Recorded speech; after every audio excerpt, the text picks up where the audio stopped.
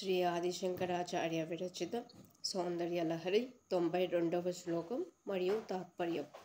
గతాస్తే మంచత్వం ద్రుహిణ హరిరుద్రేశ్వర భృతః శివస్వచ్ఛాయ ఘటిత కపట ప్రచ్ఛదపటః త్వదీయానాం భాసాం ప్రతిఫలన రాగారుణతయా శరీరీ శృంగారో రస ఇవ దృశాం దోగ్ధి కుతకం. నీవు అధిష్ఠించిన మంచమునకు బ్రహ్మ విష్ణు రుద్ర ఈశ్వరులు 4 కోడెల రూపంలో ఉన్నారు. వారిచే మోయబడుతూ ఫలకముగా ఉన్న సదాశివుని స్వచ్ఛమైన దేహకాంతులే పరచిన దుప్పటి వలె ఉన్నవి.